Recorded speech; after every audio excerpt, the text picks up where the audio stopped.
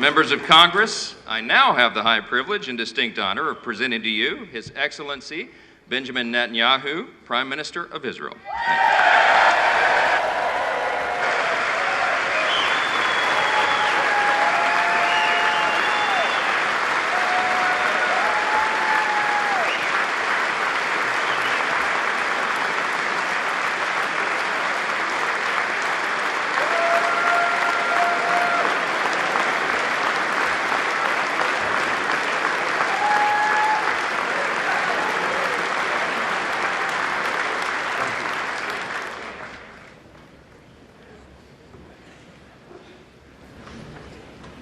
Speaker of the House, Mike Johnson,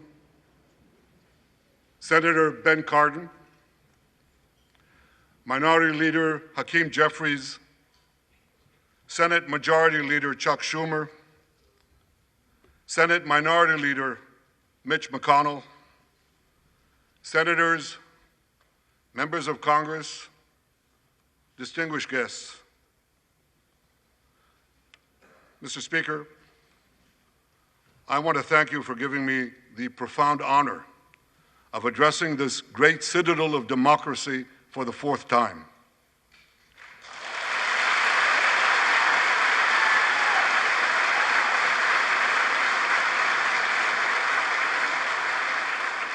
We meet today at a crossroads of history. Our world is in upheaval. In the Middle East, Iran's axis of terror confronts America, Israel, and our Arab friends. This is not a clash of civilizations. It's a clash between barbarism and civilization.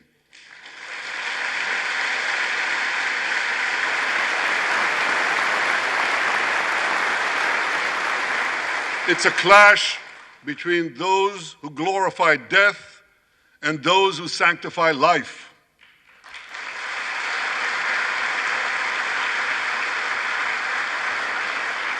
For the forces of civilization to triumph, America and Israel must stand together.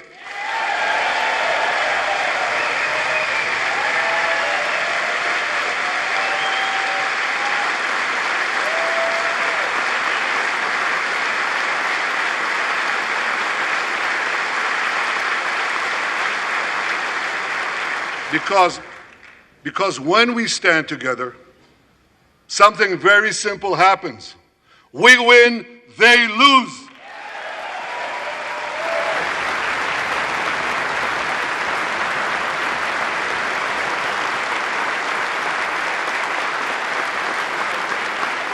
And my friends, I came to assure you today of one thing: we will win.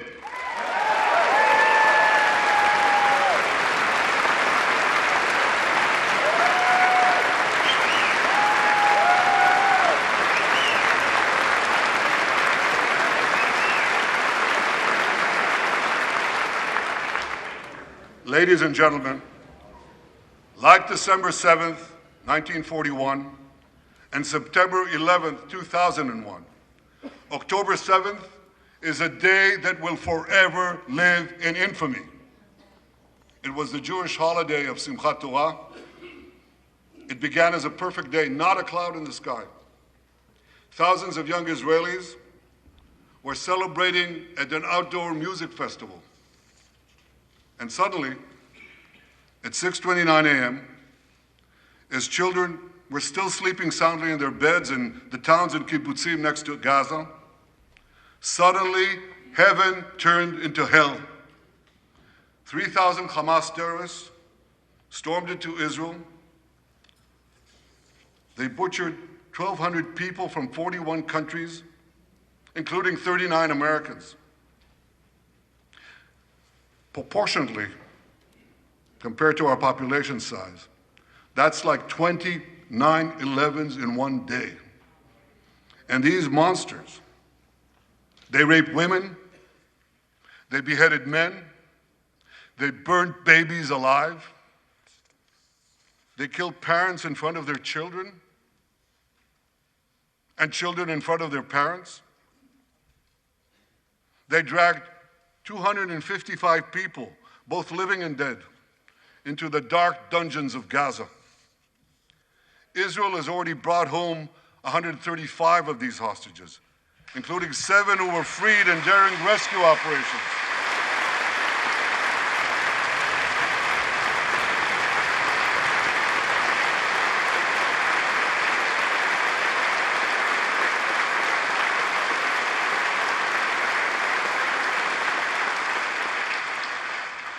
One of those freed hostages, Noor Gamani, is here in the gallery, sitting near my wife, Sarah.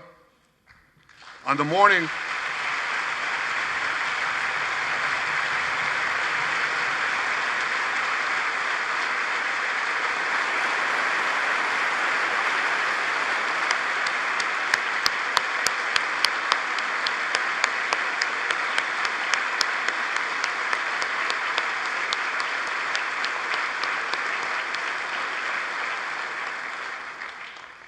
morning of October 7th, the entire world saw Noah's look of desperation as she was violently abducted to Gaza on the back of a motorcycle. I met Noah's mother, Leora, a few months ago. She was dying of cancer. She said to me, "Prime Minister, I have one final wish. I wish to hug my daughter Noah one last time before I die." 2 months ago, I authorized a breathtaking commando rescue operation. Our special forces, including a heroic officer named Arnon Zmora, who fell in this battle, rescued Noah and 3 other hostages.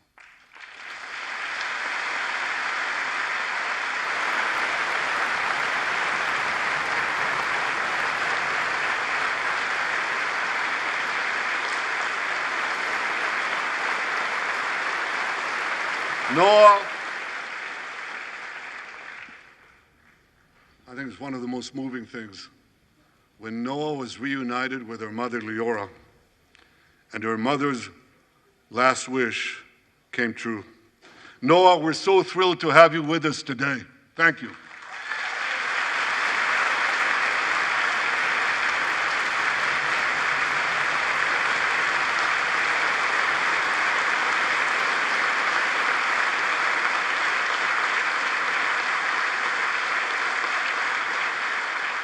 Many hostage families are also here with us today, including Eliyahu Bibas. Eliyahu Bibas is the grandfather of those 2 beautiful red-headed boys, the Bibas boys, toddlers. And they were taken hostage with their mother and Eliyahu's son. The entire family was taken hostage. 2 beautiful red-haired children taken hostage. What monsters. And with us also is Iris Chaim, whose son, Yotam, bravely escaped Hamas captivity with 2 other Israelis, and tragically they were killed, making their way back to our lines. We have with us also the families of American hostages. They're here.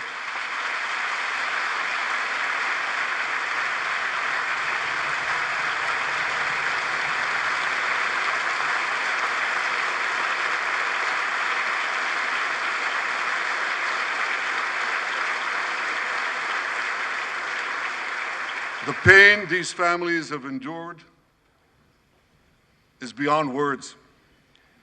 I met with them again yesterday, and I promised them this: I will not rest until all their loved ones are home, all of them.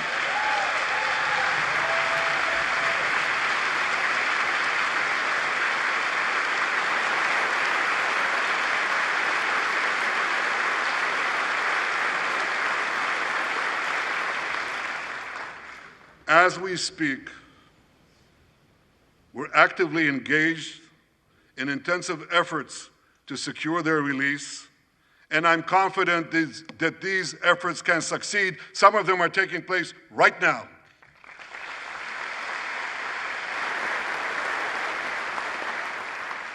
I want to thank President Biden for his tireless efforts on behalf of the hostages and for his efforts to the hostage families as well.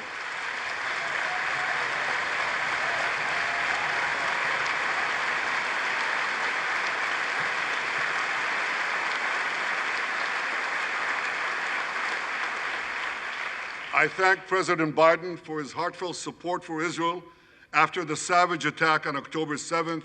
He rightly called Hamas sheer evil. He dispatched 2 aircraft carriers to the Middle East to deter a wider war. And he came to Israel to stand with us during our darkest hour, a visit that will never be forgotten.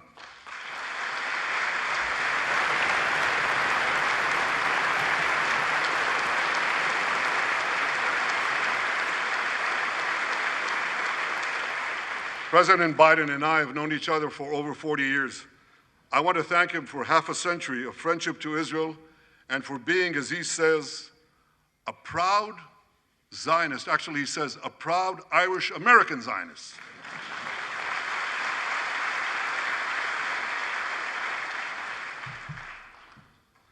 My friends, for more than 9 months, Israel's soldiers have shown boundless courage. With us today,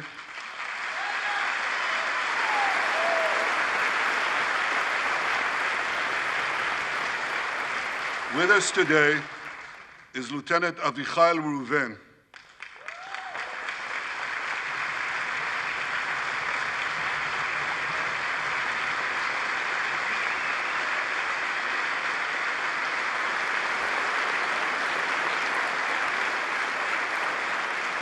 Avichai is an officer in the Israeli paratroopers. His family immigrated to Israel from Ethiopia. In the early hours of October 7th, Avichai heard the news of Hamas's bloody rampage. He put on his uniform, grabbed his rifle, but he didn't have a car. So he ran 8 miles to the front lines of Gaza to defend his people.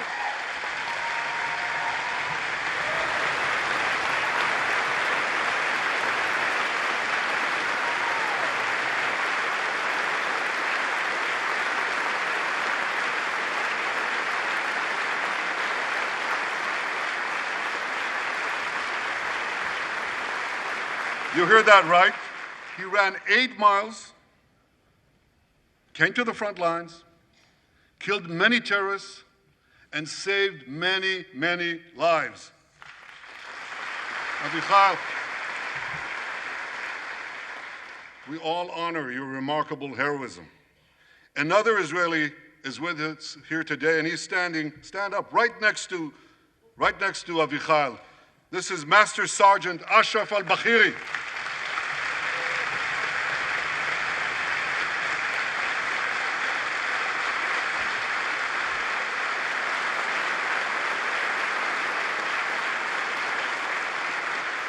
Ashraf is a Bedouin soldier from the Israeli Muslim community of Ra'at. On October 7th, Ashraf too killed many terrorists. First, he defended his comrades in the military base, and he then rushed to defend the neighboring communities, including the devastated community of Kibbutz Be'eri. Like Ashraf,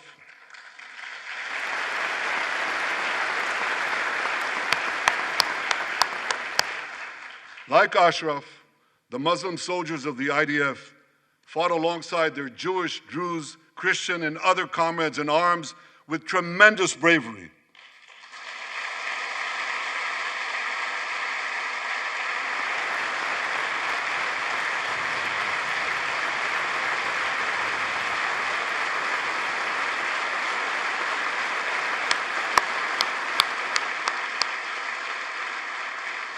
A third hero, Lieutenant Asa Sofer, is also here with us.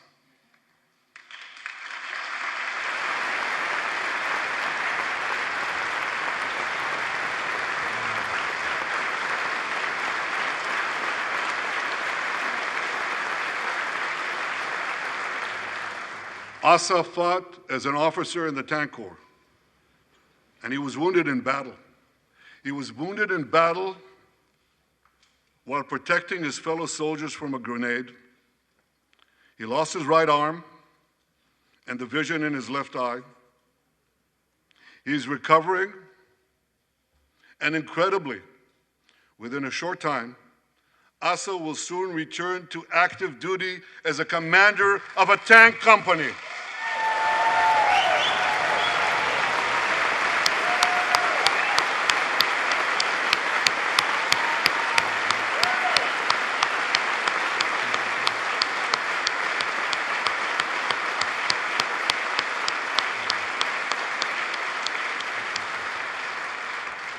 I just learned there is a fourth hero here, Lieutenant Jonathan Ben Chamo, who lost a leg in Gaza and continued to fight.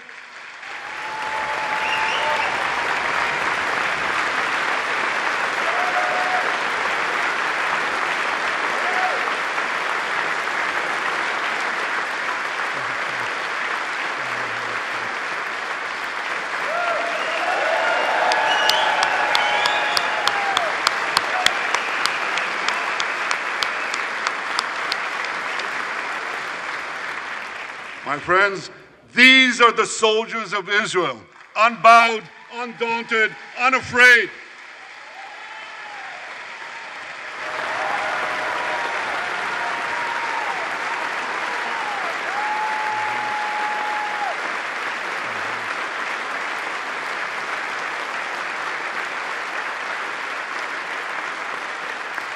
As the Bible says, Am kelavi yakum. They shall rise like lions. They have risen like lions. The lions of Judah, the lions of Israel.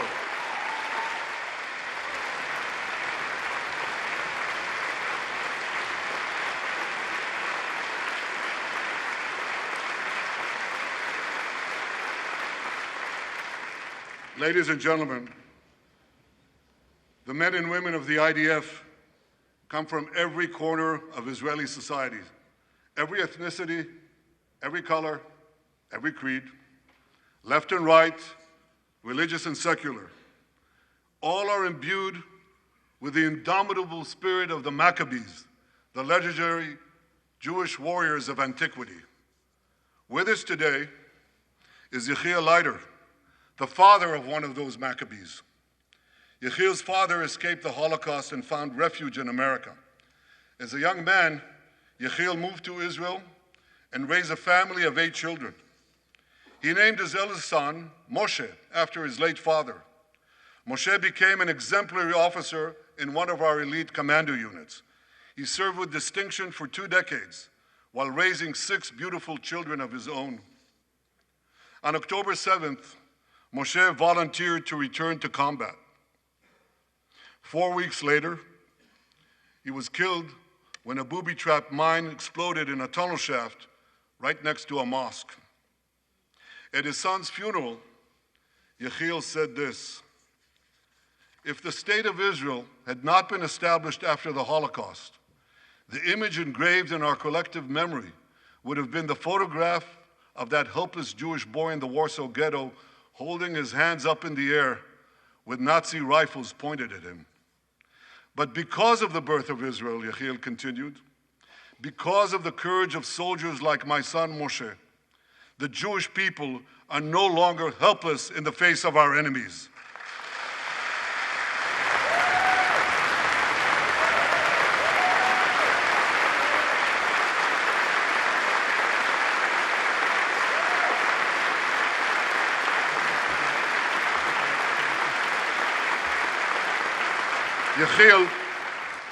Yechiel, please rise so we can honor your son's sacrifice.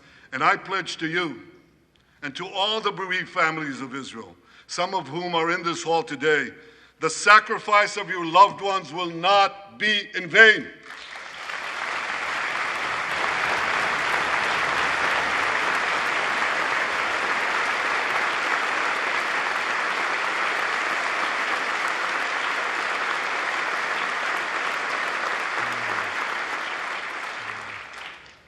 It will not be in vain, because for Israel, never again must never be an empty promise. It must always remain a sacred vow. And after October 7th, never again is now.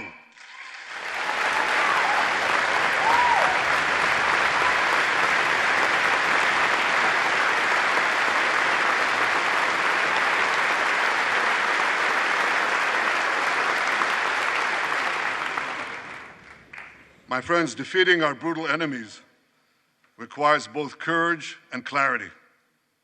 Clarity begins by knowing the difference between good and evil. Yet incredibly, many anti-Israel protesters, many choose to stand with evil. They stand with Hamas. They stand with rapists and murderers. They stand with people who came into the kibbutzim, into a home. The parents hid the children, the 2 babies in the attic, in a secret attic. They murdered the families, the parents. They found the secret latch to the hidden attic, and then they murder the babies. These protesters stand with them. They should be ashamed of themselves.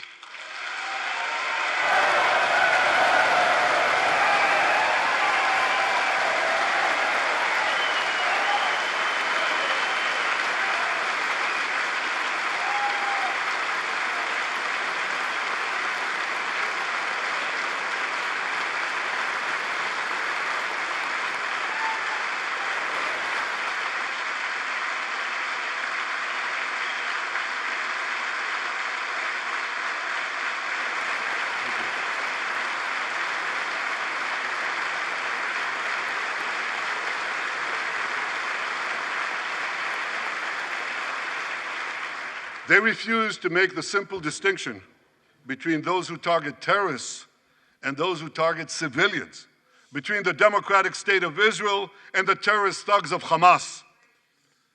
We recently learned from the National Security Director, U.S. Director of National Intelligence, that Iran is funding and promoting anti-Israel protests in America. They want to disrupt America. So these protesters burn American flags even on the 4th of July. And I wish to salute the fraternity brothers at the University of North Carolina who protected the American flag against these anti-Israel protesters.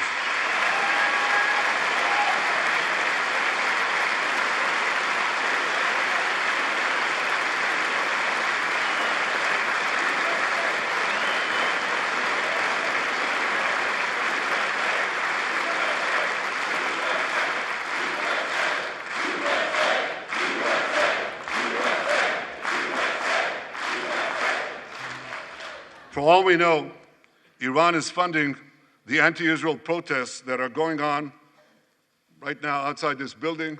Not that many, but they're there, and throughout the city. Well, I have a message for these protesters. When the tyrants of Tehran, who hang gays from cranes and murder women for not covering their hair, are praising, promoting, and funding you, you have officially become Iran's useful idiots.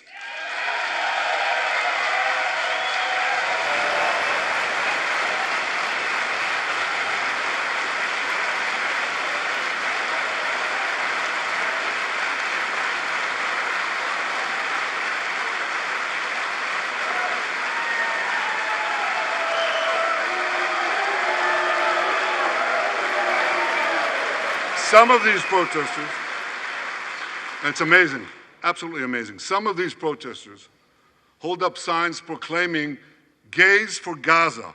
They might as well hold up signs saying chickens for KFC.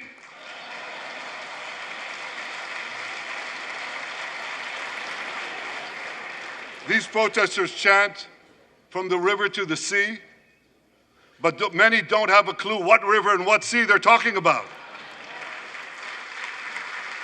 They not only get an F in geography, they get an F in history. They call Israel a colonialist state. Don't they know that the land of Israel is where Abraham, Isaac, and Jacob prayed, where Isaiah and Jeremiah preached, and where David and Solomon ruled?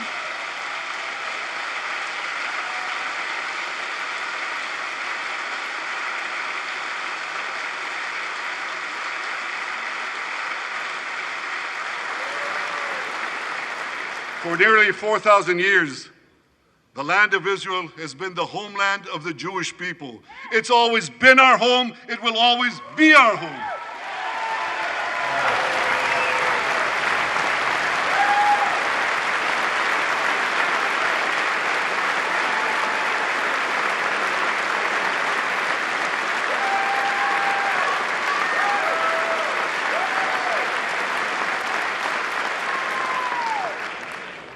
It's not only the campus protesters who get it wrong.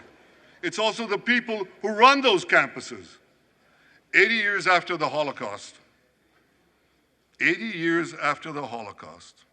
the presidents of Harvard, Penn, and I'm ashamed to say my alma mater, MIT, couldn't bring themselves to condemn the calls for the genocide of Jews.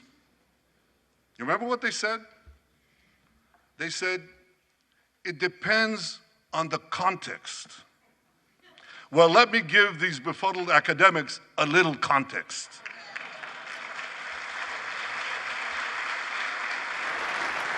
Anti-Semitism is the world's oldest hatred.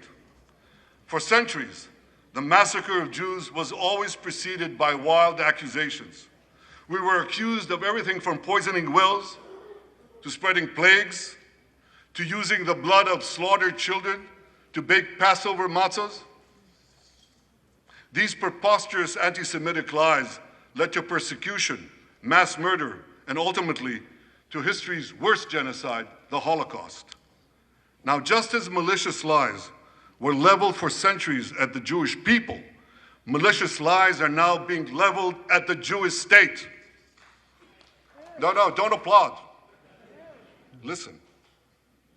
The outrageous slanders that paint Israel as racist and genocidal are meant to delegitimize Israel, to demonize the Jewish state, and to demonize Jews everywhere. And no wonder we've witnessed an appalling rise of anti-Semitism in America and around the world. My friends, whenever and wherever we see the scourge of anti-Semitism, we must unequivocally condemn it and resolutely fight it, without exception.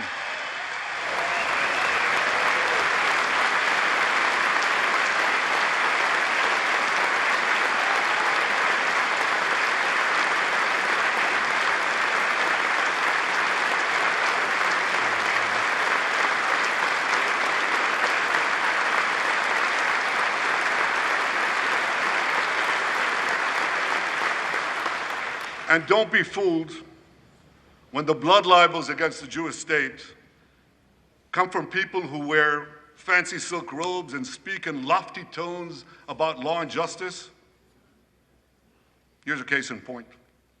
The prosecutor of the International Criminal Court has shamefully accused Israel of deliberately starving the people of Gaza. This is utter, complete nonsense. It's a complete fabrication.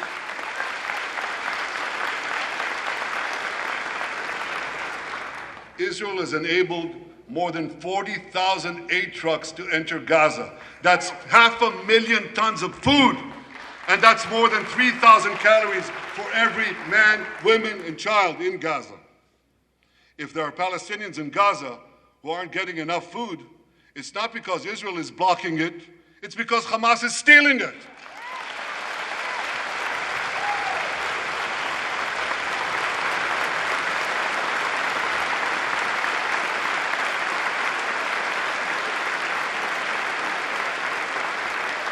So much for that lie, but here's another. The ICC prosecutor accuses Israel of deliberately targeting civilians. What in God's green earth is he talking about? The IDF has dropped millions of flyers, sent millions of text messages, made hundreds of thousands of phone calls to get Palestinian civilians out of harm's way. But at the same time, Hamas does everything in its power to put Palestinian civilians in harm's way. They fire rockets from schools, from hospitals, from mosques. They even shoot their own people when they try to leave the war zone. A senior Hamas official, Fatri Hamad, boasted, listen to this, he boasted that Palestinian women and children excel at being human shields. His words, excel at being human shields. What monstrous evil. For Israel, every civilian death is a tragedy. For Hamas, it's a strategy. They actually want Palestinian civilians to die so that Israel will be smeared in the international media and be pressured to end the war before it's won. This would enable Hamas to survive another day and, as they vowed, to carry out October 7th again and again and again. Well, I want to assure you, no matter what pressure is brought to bear, I will never allow that to happen.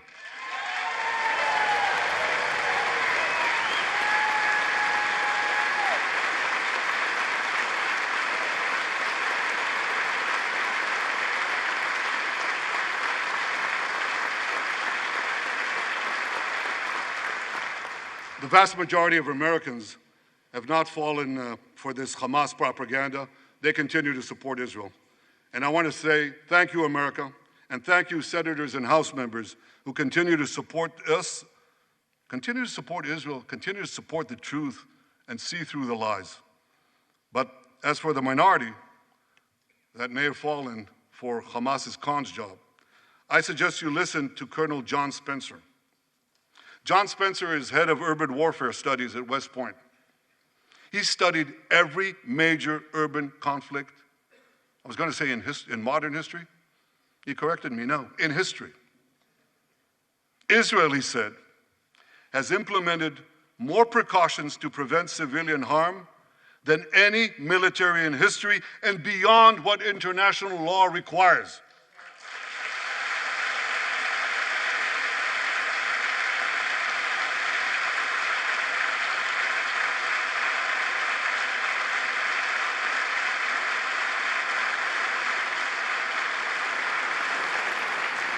That's why, despite all the lies you've heard, the war in Gaza has one of the lowest ratios of combatants to non-combatants casualties in the history of urban warfare. And you want to know where it's lowest in Gaza? It's lowest in Rafah. In Rafah. Remember what so many people said? If Israel goes into Rafah, there'll be thousands, maybe even tens of thousands of civilians killed. Well, last week, I went into Rafah. I visited our troops as they finished fighting Hamas's remaining terrorist battalions. I asked the commander there, how many terrorists did you take out in Rafah? He gave me an exact number, 1,203. I asked him, how many civilians were killed? He said, Prime Minister, practically none, with the exception of a single incident where shrapnel from a bomb hit a Hamas weapons depot and unintentionally killed 24 people. The answer is practically none. You want to know why? Because Israel got the civilians out of harm's way, something people said we could never do, but we did it.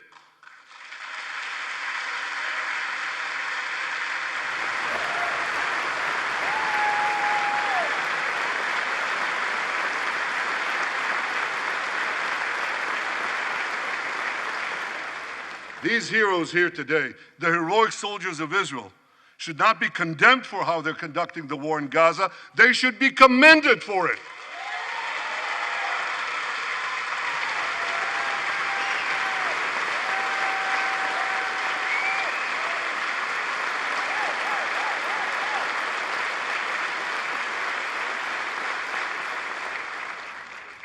I want to thank all of you here today who forcefully opposed the false accusations of the ICC and stood up for the truth. These lies are not only libelous, they're downright dangerous. The ICC is trying to shackle Israel's hands and prevent us from defending ourselves. And if Israel's hands are tied, America is next. And I'll tell you what else is next. The ability of all democracies to fight terrorism will be imperiled. That's what's on the line. So let me assure you, the hands of the Jewish state will never be shackled. Israel will always defend itself.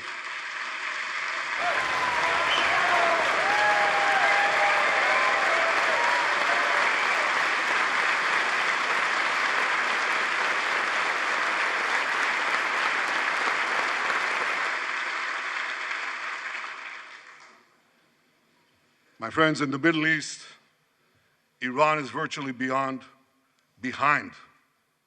all the terrorism, all the turmoil, all the chaos, all the killing. And that should come as no surprise. When he founded the Islamic Republic, Ayatollah Khomeini pledged We will export our revolution to the entire world. We will export the Islamic revolution to the entire world. Now ask yourself, which country ultimately stands in the way of Iran's maniacal plans to impose radical Islam on the world? And the answer is clear. It's America, the guardian of Western civilization and the world's greatest power.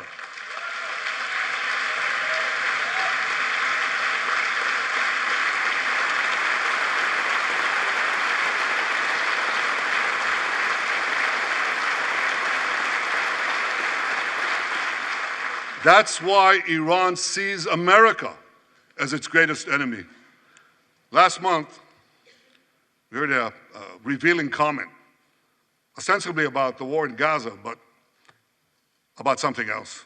It came from the foreign minister of Iran's proxy, Hezbollah, and he said this: "This is not a war with Israel. Israel," he said, "is merely a tool. The main war, the real war, is with America." Iran's regime has been fighting America from the moment it came to power. In 1979, it stormed the American embassy. It held scores of Americans hostage for 444 days. Since then, Iran's terrorist proxies have targeted America in the Middle East and beyond. In Beirut, they killed 241 US servicemen. In Africa, they bombed American embassies. In Iraq, they supplied explosives to maim and kill thousands of American soldiers. In America, they actually sent death squads. They sent death squads here to murder a former Secretary of State and a former National Security Advisor. And as we recently learned, they even brazenly threatened to assassinate President Trump. But Iran understands that to truly challenge America, it must first conquer the Middle East. And for this, it uses its many proxies, including the Houthis, Hezbollah, and Hamas. Yet in the heart of the Middle East, standing in Iran's way, is one proud pro-American democracy, my country, the State of Israel.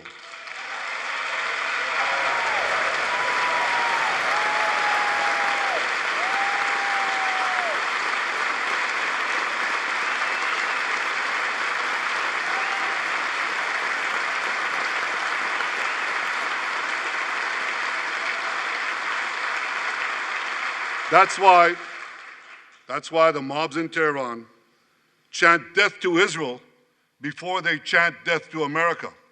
For Iran, Israel is first, America is next. So when Israel fights Hamas, we're fighting Iran. When we fight Hezbollah, we're fighting Iran. When we fight the Houthis, we're fighting Iran. And when we fight Iran, we're fighting the most radical and murderous enemy of the United States of America. And one more thing. When Israel acts to prevent Iran from developing nuclear weapons that could destroy Israel and threaten every American city, every city that you come from, we're not only protecting ourselves, we're protecting you.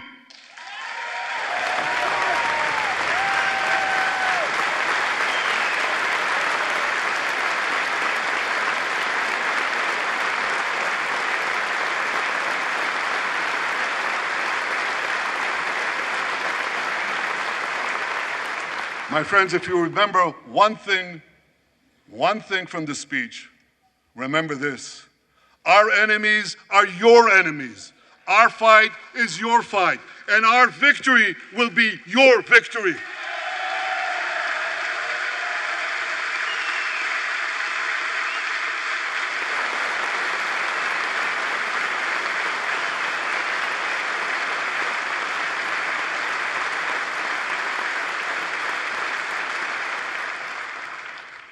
Ladies and gentlemen, that victory is in sight. Israel's defeat of Hamas will be a powerful blow to Iran's axis of terror. Another part of that axis, Hezbollah, attacked Israel on October 8th, a day after the Hamas attack. It has launched thousands of missiles and drones against us. 80,000 of our citizens in northern Israel evacuated their homes, becoming effectively refugees in their own land. We are committed to returning them home. We prefer to achieve this diplomatically. But let me be clear. Israel will do whatever it must do to restore security to our northern border and return our people safely to their homes.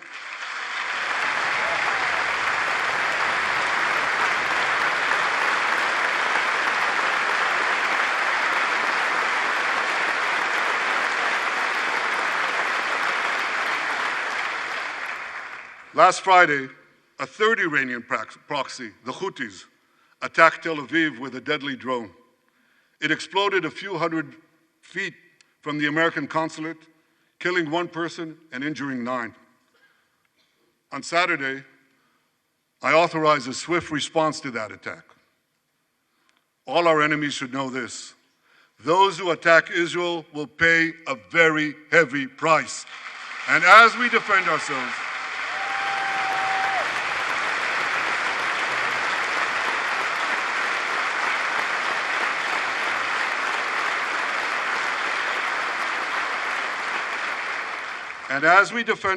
on all fronts, I know that America has our back. And I thank you for it. All sides of the aisle, thank you.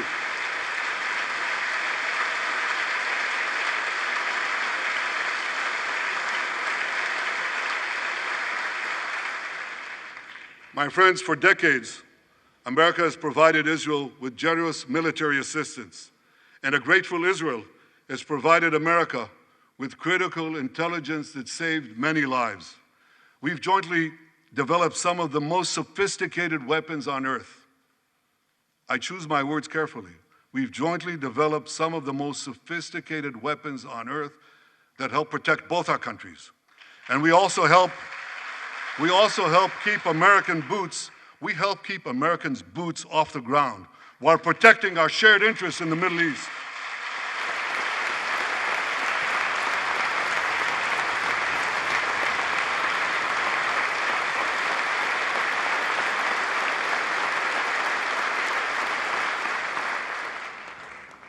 I deeply appreciate America's support, including in this current war. But this is an exceptional moment. Fast-tracking U.S. military aid can dramatically expedite an end to the war in Gaza and help prevent a broader war in the Middle East. In World War II, as Britain fought on the front lines of civilization, Winston Churchill appealed to Americans with these famous words: "Give us the tools and we'll finish the job." Today, as Israel fights on the front line of civilization, I too appeal to America. Give us the tools faster and we'll finish the job faster.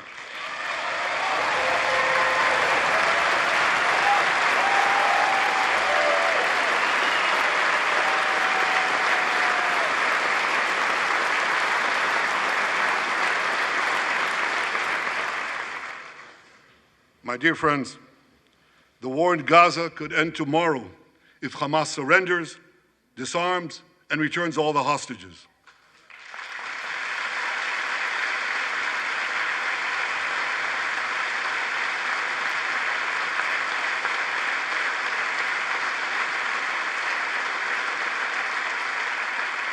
But if they don't, Israel will fight until we destroy Hamas's military capabilities, end its rule in Gaza, and bring all our hostages home.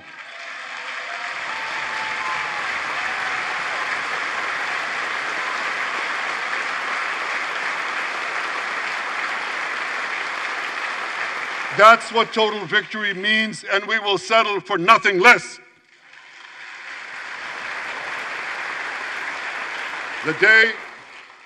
The day after we defeat Hamas, a new Gaza can emerge. My vision for that day is of a demilitarized and de-radicalized Gaza.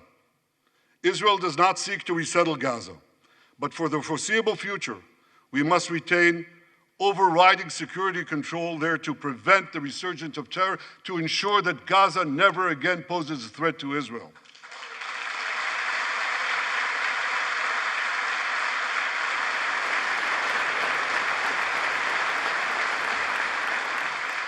Gaza should have a civilian administration run by Palestinians who do not seek to destroy Israel. That's not too much to ask. It's a fundamental thing that we have a right to demand and to receive.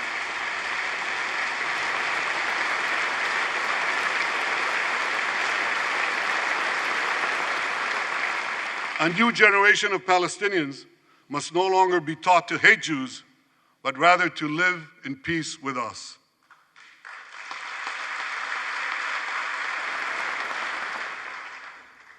Those twin words, demilitarization and de-radicalization, those two concepts were applied to Germany and Japan after World War II, and that led to decades of peace, prosperity, and security.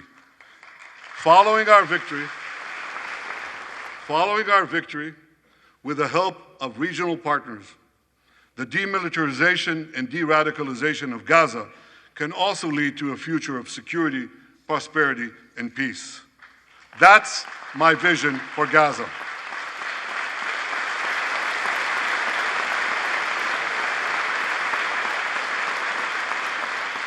Now here's my vision for the broader Middle East. It's also shaped in part by what we saw in the aftermath of World War II. After that war, America forged a security alliance in Europe to counter the growing Soviet threat. Likewise, America and Israel today can forge a security alliance in the Middle East to counter the growing Iranian threat. All countries that are at peace with Israel and all those countries who will make peace with Israel should be invited to join this alliance. We saw a glimpse of that potential alliance on April 14th. Led by the United States, more than half a dozen nations worked alongside Israel to help neutralize hundreds of missiles and drones launched by Iran against us. Thank you, President Biden, for bringing that coalition together.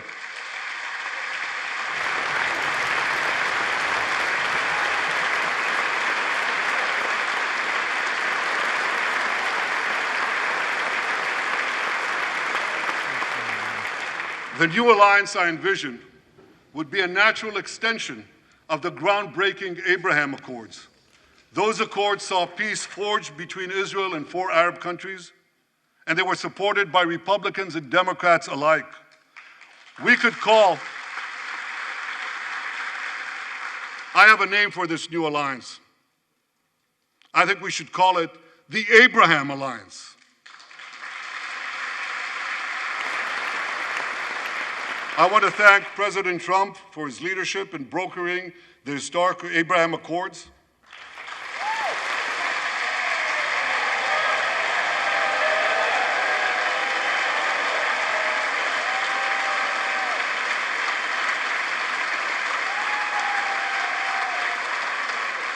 Like Americans, Israelis were relieved that President Trump emerged safe and sound from that dastardly attack on him, dastardly attack on American democracy. There is no room for political violence in democracies.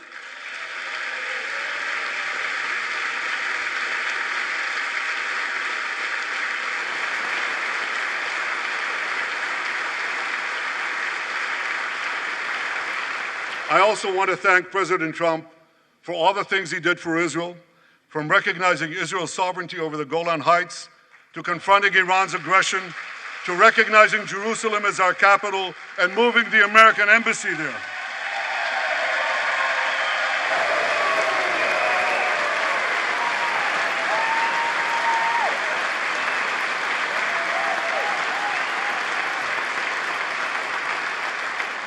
That's Jerusalem, our eternal capital, never to be divided again.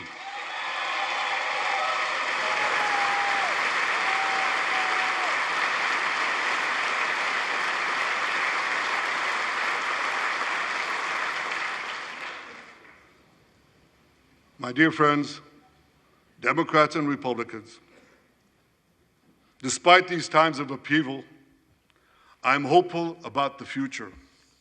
I'm hopeful about Israel because my people, the Jewish people, emerged from the depths of hell, from dispossession and genocide. And against all odds, we restored our sovereignty in our ancient homeland.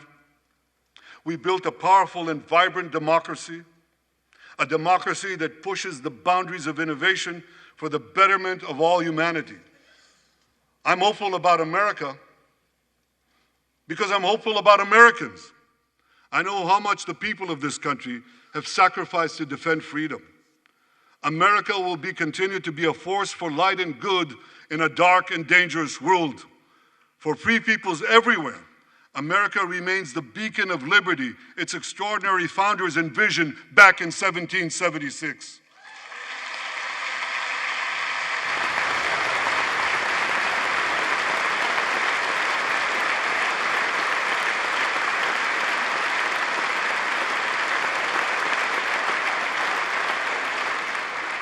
Working together, I'm confident that our two nations will vanquish the tyrants and terrorists who threaten us both.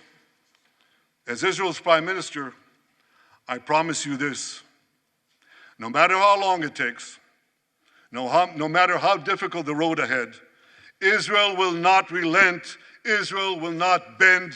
We will defend our land, we will defend our people, we will fight until we achieve victory. Victory over liberty, rather victory of liberty over tyranny, victory of life over death, victory of good over evil. That's our solemn commitment.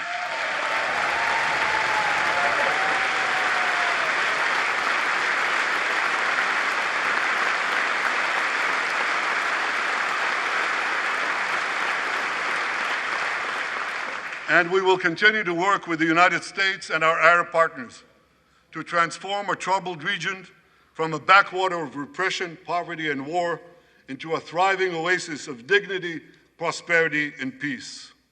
In this noble mission, as in many others, Israel will always remain America's indispensable ally. Through thick and thin,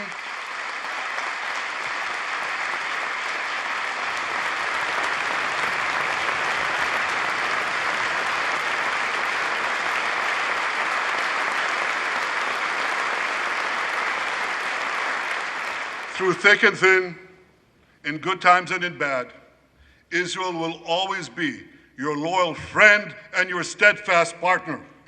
On behalf of the people of Israel, I came here today to say thank you, America.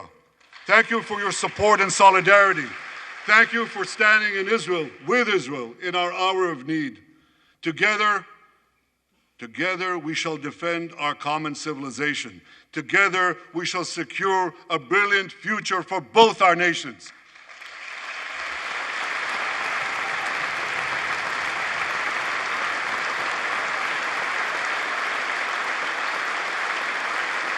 May God bless Israel, may God bless America, and may God bless the great alliance between Israel and America forever.